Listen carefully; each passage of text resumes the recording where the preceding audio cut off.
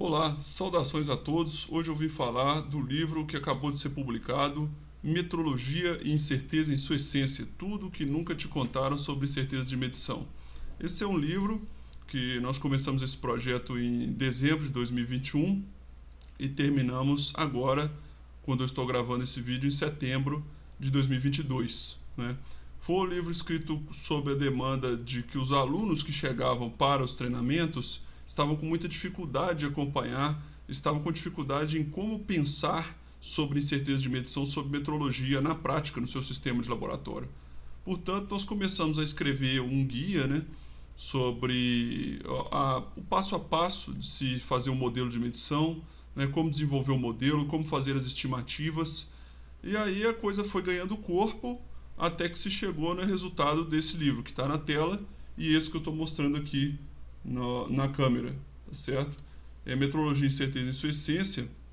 Ele vai apresentar para você uma leitura leve, lúdica, né, de um diálogo entre o professor e o aluno, de modo que quando o aluno pergunta, são as dúvidas, né, que constroem o conhecimento da metrologia na prática, no laboratório.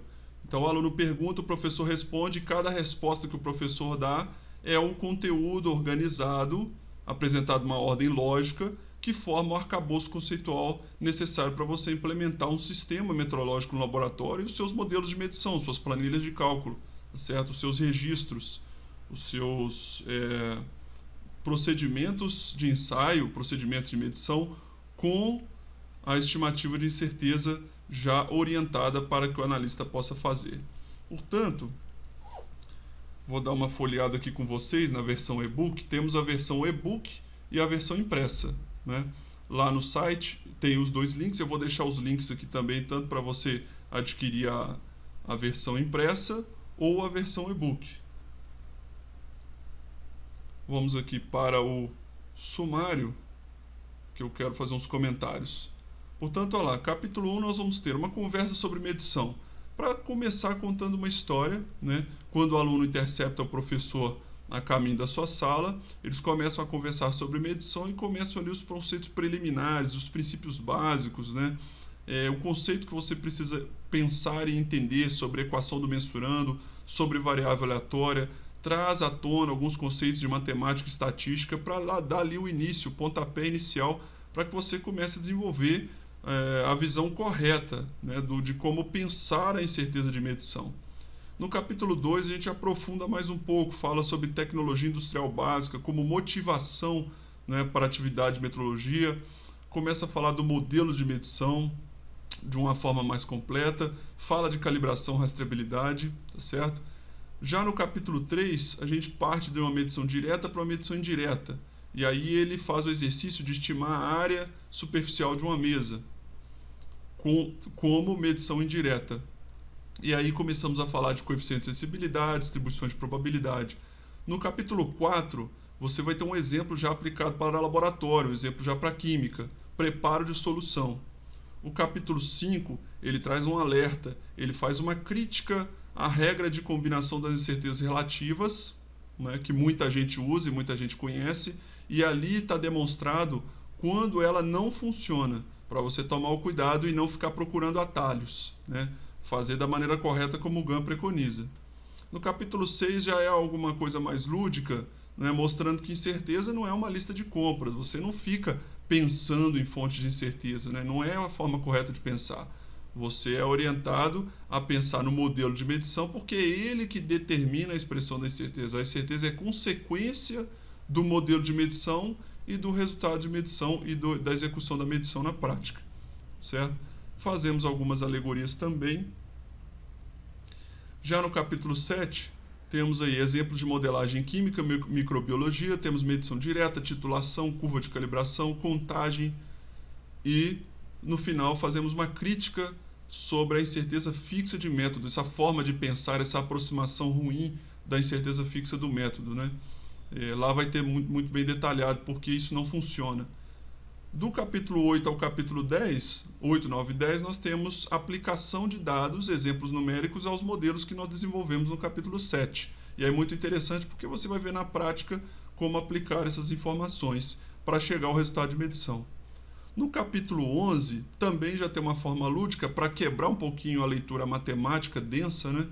Onde a gente descreve uma situação do cotidiano sobre medições, né, numa agência bancária, as medições que a gente faz no dia a dia sem mesmo perceber, né? Aqui já no conceito de medição de uma forma mais lúdica e não de uma forma com formalismo metrológico, só para você entender e inserir o contexto, né? Facilitar o raciocínio mesmo do que é uma medição e de qual é o processo que se leva a um resultado de medição e a consequência, a decisão que você toma com esse resultado. No capítulo 12 nós falamos de regressão linear pelo método dos mínimos quadrados. No capítulo 13 falamos de valores limites, onde nós vamos tratar de limites de quantificação, limite de decisão e limite de detecção. Vamos quebrar aquele conceito de comparação entre métodos, aquele desvio padrão de branco, né? Aqueles múltiplos arbitrários, nada disso. Vamos usar estatística para a tomada de decisão. No capítulo 14, nós vamos falar de amostragem. Por que a amostragem não é uma medida? E como é que se deve interpretar o que se chama de incerteza de amostragem ou contribuição de amostragem.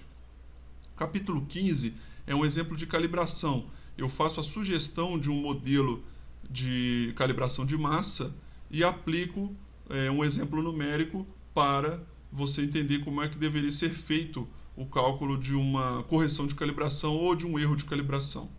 O capítulo 16 é um capítulo muito bonito porque ele mostra a mãe de todas as incertezas, né? A gente coloca, talvez seja a primeira obra que coloca o princípio da incerteza de Heisenberg num livro de metrologia, né? E não num livro de física quântica. Mas eu achei que ficou muito interessante porque mostra, responde à seguinte pergunta: é possível fazer uma medição sem erros? No capítulo 17, nós concluímos a obra fazendo uma reflexão filosófica sobre o que a metrologia representa para a humanidade. Temos os apêndices, né, onde tem maior densidade de cálculo, e, por fim, questões para reflexão, onde você vai poder exercitar seu aprendizado nas questões separadas por capítulo, porém que nós deixamos tudo para o final, para não quebrar a leitura dos capítulos. E assim você pode se deleitar aqui nos primeiros capítulos, né, para começar o seu aprendizado, a sua compreensão sobre metrologia e incerteza de medição, tá certo? Eu aguardo você lá. Peça o seu livro, portanto, Metrologia e Incerteza em Sua Essência, tudo que nunca te contaram sobre incerteza de medição. Pode pedir tanto o e-book quanto a versão impressa, está aqui, certo? Obrigado pela atenção e por hoje é só. Até a próxima.